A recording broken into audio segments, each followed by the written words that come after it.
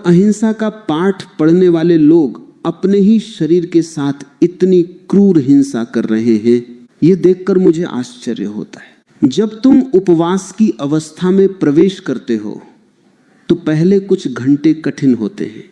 क्यों? क्योंकि तुम्हारा मन, तुम्हारा वह चंचल मन जो आदतों का गुलाम है, विद्रोह करता है, वह डराता है। वह कहता है सिर दर्द हो रहा है, चक्कर आ रहे हैं, तुम मर जाओगे। ये विड्रॉल सिम्टम्स हैं। जैसे किसी को हेरोइन की लत हो और उसे हेरोइन न मिले तो वह तड़पता है, वैसे ही तुम्हारी कोशिकाएं जो चीनी की आदी हो चुकी हैं वे चीखती हैं। लेकिन अगर तुम उस वक्त साक्षी होकर देख सको, अगर तुम उस तड़प को बस देखते रहो और भोजन न करो, तो एक जादू होता है। लगभग 12 से 16 घंटे के बाद शरीर गियर बदलता है। वह ग्लूकोज मोड से हटकर फैट बर्निंग मोड में आता है और यहीं से असली खेल शुरू होता है। जैसे ही शरीर का ग्लूकोज खत्म होता है, यकृत जिसे तुम लिवर कहते हो, वह कीटोन्स बनाना शुरू करता है और ये कीटोन्स तुम्हारे मस्तिष्क के लिए, तुम्हारे अस्तित्व के लिए एक सुपर फ्यूल हैं। अचानक तुम पाओगे कि भूख गायब हो गई। एक अजीब सी स्पष्टता, एक तीक्ष्णता तुम्हारे भीतर जाग रही है। जो धुंधल का छाया रहता था वह छंटने लगता है। यही वह क्षण है जब ऑटोफैगी अपना काम शुरू करती है। वह तुम्हारे शरीर के कोने कोने में झांकती है। कहाँ है वह कोशिका जो ठीक से काम नहीं कर रही? कहाँ है वह प्रोटीन जो मुड़ गया है? कहाँ है वह वायरस जो छिपकर बैठा है? और वह उन सबको ढूंढ कर नष्ट कर देती है। यह एक सर्जिकल स्ट्राइक है, बिना किसी चाकू के, बिना किसी खून खराबे के, कुदरत की अपनी सर्जरी। लोग मुझसे पूछते हैं, ओशो हम तो शाकाहारी हैं, हम तो सात्विक भोजन करते हैं, फिर हमें कैंसर क्यों होता है? मेरे मित्र, जहर सोने के प्याले में पियो या मिट्टी के कुल्हड़ में, वह मारेगा ही। तुम सात्विक भोजन भी अगर 24 घंटे ठूस रहे हो तो वह जहर बन जाता है। अति सर्वत्र वर्जयत।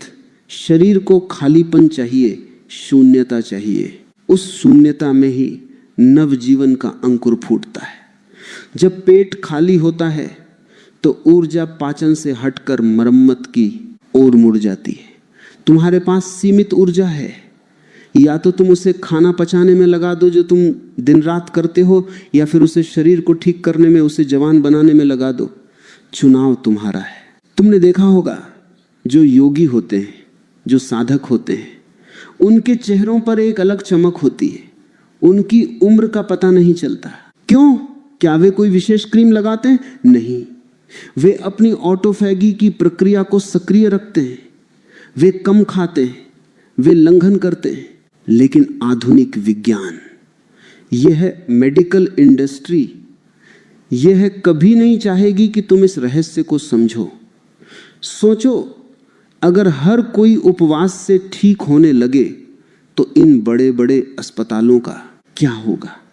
इन अरबों डॉलर की दवा कंपनियों का क्या होगा? यह एक बहुत बड़ा षड्यंत्र है। तुम्हें बीमार बनाए रखने में ही उनका मुनाफा है। एक स्वस्थ व्यक्ति, एक ऐसा व्यक्ति जो अपनी चिकित्सा खुद कर सकता है, वह बाजार के लिए बेकार है। उससे कोई कमाई नहीं हो सकती, इसलिए वे तुम्हें डराते हैं। भूखे मत रहो, एसिडिटी हो जाएगी, कमजोरी आ जाएगी, और तुम भोले भाले लोग उनकी बातों में आ जाते हो।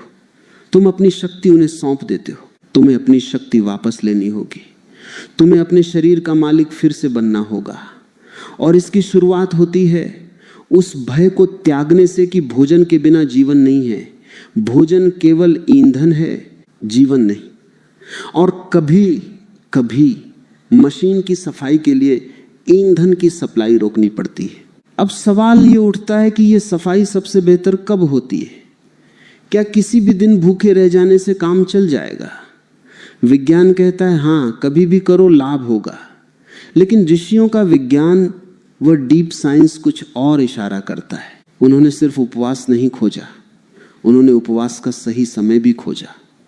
उन्होंने देखा कि ब्रह्मांड में कुछ ऐसी घड़ियां आती हैं, कुछ ऐसे विशेष दिन आते हैं जब ये सफाई की प्रक्रिया अपनी चरम सीमा पर होती है, जब प्रकृति खुद तुम्हारा साथ देती है, जैसे नदी के प्रवाह की दिशा में तैरना आसान होता है और धारा के विपरीत तैरना मुश्किल, वैसे ही अगर तुम उस विशेष समय पर उपवास करो जब चांद और सूरज की स्थिति तुम्हारे शरीर के जल तत्व को प्रभावित कर रही हो, तो परिणाम 100 गुना नहीं 1000 गुना ज्यादा मिलते हैं। वह समय क्या है?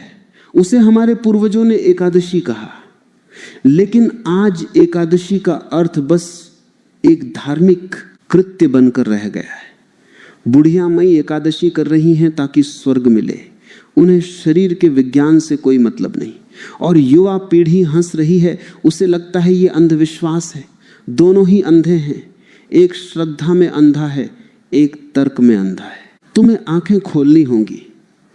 तुम्हें एकादशी को एक तिथि के रूप में नहीं बल्कि एक खगोलीय घटना के रूप में देखना होगा। एक ऐसी घटना जब पृथ्वी और चांद एक खास कोण पर होते हैं, और इसका तुम्हारे शरीर के प्रेशर कुकर से गहरा संबंध है। आज की दुनिया में हम डिटॉक्स की बात करते हैं, बाजार में डिटॉक्स ड्रिंक्स बिक रहे हैं, हरी हरी बोतलों में महंगा पानी बिक रहा है। ये सब बचपना है। असली डिटॉक्स तब होता है जब तुम शरीर के भीतर के दबाव को कम कर देते हो। और एकादशी वह दिन है जब वायुमंडलीय दबाव, एटमॉस्फेरिक प्रेशर सबसे कम होता है। ये बात विज्ञान भी मानता है कि अमावस्या और पूर्णिमा के आसपास समुद्र में ज्वार आता है। तुम्हारा शरीर 70% पानी ही तो है, तुम्हारे भीतर भी ज्वार आता है। अगर तुम उस ज्वार के समय, उस उथल पुथल के समय पेट में अन्न का बोझ डाल दोगे तो क्या होगा? तूफान में फंसी हुई नाव पर अगर तुम और पत्थर लाद दोगे तो वह डूब जाएगी, लेकिन अगर तुम उस दिन नाव को खाली कर दो तो वह लहरों के ऊपर नाचेगी। यही रहस्य है जिसे हम अगले पड़ाव पर और गहराई से खोलेंगे। लेकिन अभी इतना समझ लो कि ये जो शरीर तुम्हें मिला है, ये कोई धर्मशाला नहीं है जहां कोई भी आए और ठहर जाए। ये तुम्हारा निजी आवास है। इसकी सफाई तुम्हारी जिम्मेदारी है। ऑटोफैगी सिर्फ एक शब्द नहीं है, ये है एक क्रांति है, तुम्हारे भीतर की क्रांति। कैंसर सेल्स जो तुम्हारे अपने ही बाकी बच्चे हैं, उन्हें मारने के लिए बाहर से पुलिस बुलाने की जरूरत नहीं है। तुम्हारे घर का मुखिया, तुम्हारा अपना डीएनए, तुम्हारा अपना इम्यून सिस्टम इतना सक्षम है कि वह उन्हें सीधा कर सके। बस तुम्हें बीच से हट जाना होगा। तुम ही बाधा हो, तुम्हारा भोजन ही बाधा है, तुम्हारा लोभ, तुम्हारी स्वाद लोलुपता ही तुम्हारे स्वास्थ्य की दुश्मन है। तुम्हें लगता है कि तुम शरीर को प्रेम करते हो, इसलिए उसे खिलाते हो। मैं कहता हूं, अगर तुम शरीर को प्रेम करते हो तो उसे कभी कभी भूखा रहने का उपहार दो, उसे खालीपन का तोहफा दो। उस खालीपन में ही वह परमात्मा उतरता है जिसे हम स्वास्थ्य कहते हैं। स्वास्थ्य शब्द का अर्थ ही है 100 में स्थित होना, अपने में होना। और जब तक पेट भरा है तुम भोजन में स्थित होते हो, 100 में नहीं। मेरे प्रिय, तुम्हें याद रखना होगा कि तुम इस अस्तित्व से अलग नहीं हो, तुम कोई टापू नहीं हो। हम सब एक महासागर का हिस्सा हैं। जिस हवा में तुम सांस लेते हो, जिस सूरज की रोशनी से तुम पकते हो और जिस चांद की शीतलता तुम्हें छूती है, वह सब तुम्हारे भीतर भी घट रहा है।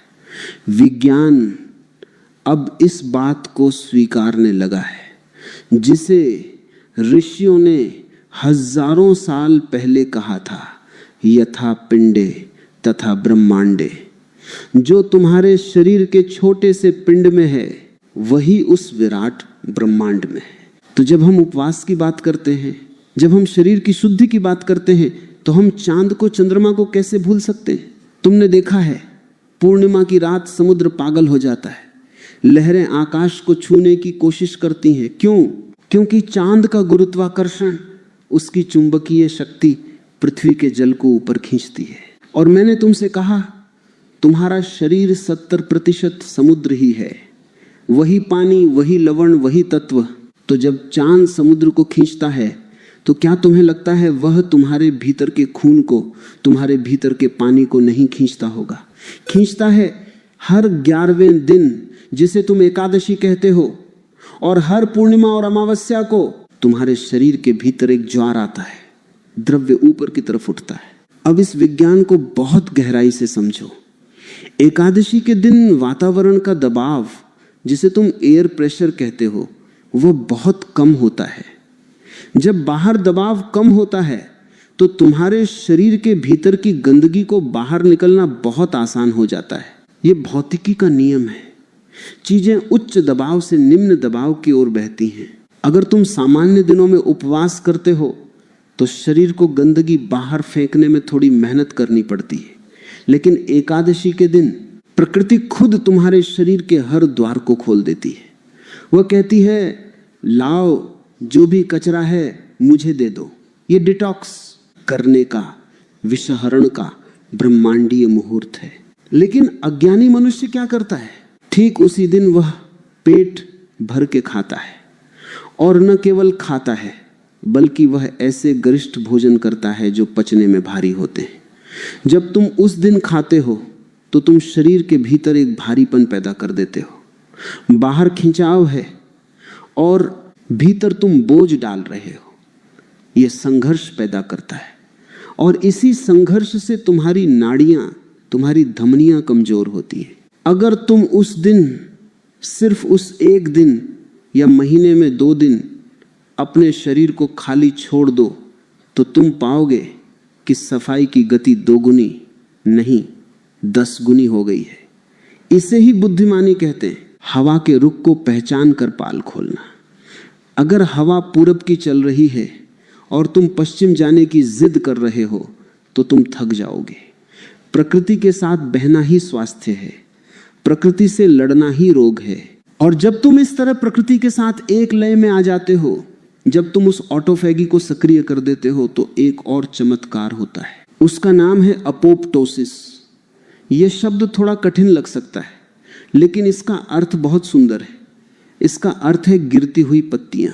जैसे पतझड़ में वृक्ष अपनी सूखी, पुरानी और बीमार पत्तियों को खुद ही गिरा देता है ताकि वसंत में नई कोपलें फूट सकें, वैसे ही तुम्हारे शरीर में भी यह क्षमता है। इसे विज्ञान कहता है प्रोग्राम्ड सेल डेथ, यानी कोशिका की मृत्यु का एक तय कार्यक्रम।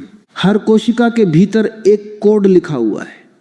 जब वो कोशिका बूढ़ी हो जाती है, या जब वो बीमार हो जाती है, या जब वो बाकी होकर कैंसर बनने की दिशा में मुड़ जाती है, तो शरीर का सिस्टम उसे आदेश देता है, अब तुम्हारे जाने का वक्त आ गया है, आत्महत्या कर लो, मिट जाओ ताकि शरीर बच सके। स्वस्थ शरीर में यह प्रक्रिया हर पल चलती रहती है। हर दिन तुम्हारे भीतर करोड़ों कोशिकाएं मरती हैं और नई पैदा होती हैं। लेकिन जब तुम लगातार खाते रहते हो, जब इंसुलिन की बाढ़ तुम्हारे खून में बहती रहती है, तो ये सिग्नल, ये आदेश उन बीमार कोशिकाओं तक नहीं पहुंच पाता। वे बहरी हो जाती हैं, वे मरने से इनकार कर देती हैं, वे शरीर के भीतर ही जमकर बैठ जाती हैं और अपनी कॉलोनियां बनाने लगती हैं। इसी को तुम ट्यूमर कहते हो। उपवास, और विशेषकर वह उपवास जो सही समय पर किया गया हो, उस संचार व्यवस्था को, उस कम्युनिकेशन लाइन को फिर से चालू कर देता है। जैसे ही तुम खाना बंद करते हो, शरीर की खुफिया पुलिस सक्रिय हो जाती है। वह उन बागी कोशिकाओं के पास जाती है और कहती है, तुम्हारा समय समाप्त हुआ। और क्योंकि उस वक्त शरीर को ऊर्जा की जरूरत होती है और बाहर से खाना नहीं आ रहा होता, तो शरीर उन कैंसर सेल्स को तोड़कर, उन्हें जलाकर उनसे ऊर्जा ले लेता है। तुम समझ रहे हो? जिसे तुम बीमारी कहते हो, वह असल में शरीर का एक अवरोध है, और उपवास उस अवरोध को हटाने का हथौड़ा है। लेकिन यहां एक बहुत बड़ी सावधानी की जरूरत है। आज की दुनिया में उपवास के नाम पर जो पाखंड चल रहा है वह खतरनाक है। लोग कहते हैं आज हमारा उपवास है, और वे क्या खा रहे हैं? वे साबूदाने की खिचड़ी खा रहे हैं, वे आलू तलकर खा रहे हैं, वे मीठे फल खा रहे हैं, वे दूध और मलाई पी रहे हैं। मैं तुमसे कहता हूं, ये उपवास नहीं है, ये तो सामान्य दिनों से भी ज्यादा खतरनाक है। साबूदाना और आलू ये शुद्ध कार्बोहाइड्रेट है, शुद्ध स्टार्च है, ये चीनी है। तुमने केवल अनाज छोड़ा, लेकिन तुमने चीनी नहीं छोड़ी, बल्कि उपवास के नाम पर तुम और ज्यादा चीनी खा रहे हो। इससे तुम्हारा इंसुलिन कम नहीं होता, वह और ऊपर भागता है। शरीर को धोखा मत दो। तुम परमात्मा को धोखा दे सकते हो, वह बहुत दयालु है, माफ कर देगा। लेकिन शरीर के नियम निष्ठुर हैं, वह माफ नहीं करता। अगर तुमने फलाहार के नाम पर मीठे फलों का ढेर लगा लिया तो ऑटोफैगी कभी शुरू नहीं होगी, क्योंकि शरीर को चीनी मिल रही है। उसे कचरा खाने की क्या जरूरत है? उसे तो आसान खाना मिल रहा है, फ्रुक्टोज। असली उपवास, जिसे हमारे ऋषियों ने लंघन कहा, उसका अर्थ है उल्लंघन करना, अपनी आदतों का उल्लंघन, भोजन का पूर्ण त्याग। सबसे उत्तम है जल उपवास, केवल पानी। और अगर तुम में सामर्थ्य हो तो निर्जला बिना पानी के। लेकिन निर्जला हर किसी के बस की बात नहीं, और बिना तैयारी के उसे करना मूर्खता होगी। तो तुम जल के साथ शुरू करो, पानी पीते रहो, ताकि जो गंदगी, जो टॉक्सिन्स तुम्हारी कोशिकाओं से निकल रहे हैं, वे पानी के रास्ते, पेशाब के रास्ते बाहर निकल जाएं। जब तुम ऐसा करोगे तो एक बात के लिए तैयार रहना, इसे हम कहते हैं हीलिंग क्राइसिस, उपचार का संकट। जब तुम उपवास शुरू करोगे तो पहले दिन तुम्हें बहुत अच्छा नहीं लगेगा, हो सकता है तुम्हें बहुत बुरा लगे, सिर में दर्द होगा, जी में चलाएगा, शरीर से बदबू आ सकती है, पसीने में दुर्गंध हो सकती है, जीभ पर एक सफेद गंदी परत जम जाएगी। जब ऐसा हो तो घबराना मत, भागकर गोली मत खा लेना। यह है शुभ संकेत है, यह है खबर है कि सफाई शुरू हो गई। सोचो, जब तुम अपने घर की सफाई करते हो, जब तुम दिवाली पर बरसों से बंद पड़े कोने को झाड़ते हो, तो क्या होता है? धूल उड़ती है, खांसते हो तुम, पूरा घर अस्त व्यस्त हो जाता है। अगर कोई उस वक्त मेहमान आ जाए तो कहेगा यह क्या गंदगी फैला रखी है, लेकिन तुम जानते हो कि यह गंदगी फैलाई नहीं गई है, यह गंदगी बाहर निकाली जा रही है। थोड़ी देर की तकलीफ है, फिर घर चमक उठेगा। ठीक वैसे ही जब शरीर अपनी कोशिकाओं से वर्षों पुराना जमा हुआ जहर खून में छोड़ता है ताकि उसे गुर्दों के जरिए बाहर फेंका जा सके, तो वह जहर कुछ देर के लिए तुम्हारे खून में घूमता है, वही सिरदर्द का कारण बनता है, वही बेचैनी लाता है। उस वक्त जश्न मनाना, उस वक्त खुश होना कि आहा काम शुरू हो गया, कचरा निकल रहा है। उस वक्त आराम करना, शरीर को काम करने देना। अगर तुम उस वक्त डर गए और तुमने फिर से खाना खा लिया या सिरदर्द की गोली खा ली, तो तुमने सफाई कर्मचारी को काम के बीच में ही रोक दिया। तुमने उस कचरे को वापस भीतर दबा दिया, और वही दबा हुआ कचरा कल बड़ी बीमारी बनकर फूटेगा। तो धैर्य बहुत जरूरी है। ये कोई जादू की छड़ी नहीं है कि आज घुमाई और कल कैंसर गायब।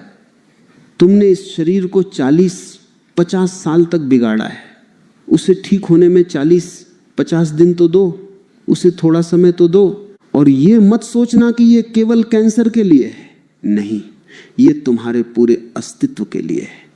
जब कचरा निकलता है तो केवल शरीर ही शुद्ध नहीं होता, तुम्हारा मन भी शुद्ध होने लगता है। तुम पाओगे कि तुम्हारे विचार कम हो गए हैं, क्रोध कम हो गया है, काम वासना का वह पागलपन कम हो गया है, एक शांति, एक ठहराव तुम्हारे भीतर उतरने लगा है। उपवास केवल शरीर की क्रिया नहीं है, यह एक आध्यात्मिक यात्रा है, अन्नमय कोश से प्राणमय कोश की ओर जाने का द्वार है। तो अब सवाल है, तुम्हें क्या करना है? आज से, अभी से क्या शुरुआत करनी है? क्या मैं तुमसे ये कह रहा हूं कि कल से खाना पीना छोड़कर जंगल चले जाओ? नहीं, अति की तरफ मत भागना। मध्य मार्ग ही स्वर्ण मार्ग है।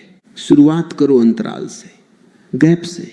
आज आदमी का मुंह हर वक्त चलता रहता है, जैसे जुगाली करता हुआ जानवर। इसे बंद करो, नियम बनाओ, कड़ा नियम। मैं दिन में केवल 2 बार भोजन करूंगा, या मैं 8 घंटे के भीतर ही भोजन करूंगा और बाकी 16 घंटे मेरा शरीर उपवास पर रहेगा। इसे आज की भाषा में इंटरमिटेंट फास्टिंग कहते हैं। लेकिन यह वही पुराना दृश्य ज्ञान है। सूर्यास्त के बाद भोजन न करना यह जैनियों का और पुराने समय में हर भारतीय का नियम था। क्यों?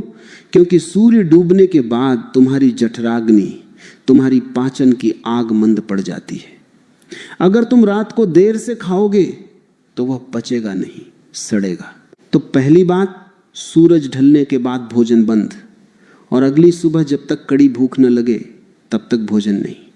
अगर तुम सिर्फ इतना कर लो तो तुम अपने शरीर को रोज 14 से 16 घंटे का समय दे दोगे सफाई के लिए। तुम्हारा कैंसर भूखा मरने लगेगा, तुम्हारे अच्छे सेल्स को सांस लेने की जगह मिलेगी। और फिर महीने में 2 दिन एकादशी के दिन पूर्ण उपवास का प्रयोग करो। उस दिन अन्न को मत छुओ, उस दिन शरीर को पूरी छुट्टी दे दो, केवल पानी पर रहो। अगर वो भी कठिन लगे तो केवल नींबू पानी या छाछ पर रहो, लेकिन ठोस आहार मत लो। और देखो 3 महीने केवल 90 दिन यह करके देखो, तुम पाओगे कि तुम वह नहीं रहे जो तुम थे। तुम्हारे शरीर का कायाकल्प हो जाएगा, तुम्हारी त्वचा चमकने लगेगी, तुम्हारी आंखों की ज्योति वापस आने लगेगी, और वह डर, वह मौत का खौफ जो तुम्हें सताता है वह गायब हो जाएगा। क्योंकि तुम्हें एक राज पता चल जाएगा कि मेरा स्वास्थ्य किसी डॉक्टर के हाथ में नहीं, किसी दवाई की शीशी में नहीं, बल्कि मेरी अपनी ही जागरूकता में, मेरे अपने ही संयम में छिपा है। तुम्हें अपना दीपक स्वयं बनना है। अप दीपो भव। चिकित्सा बाहर से नहीं आएगी, चिकित्सा भीतर से खिलेगी। वह बीज तुम्हारे भीतर है। बस उस पर पड़ी हुई भोजन की, आदतों की और अज्ञान की राख को फूंक मारकर उड़ा दो। अंगारा तो नीचे दहक ही रहा है। जागो और अपने शरीर को वह सम्मान दो जिसका वह अधिकारी है। इसे कूड़ादान मत समझो, यह परमात्मा का मंदिर है। और मंदिर की पवित्रता बनाए रखना पुजारी का यानी तुम्हारा पहला धर्म है। आज इतना ही।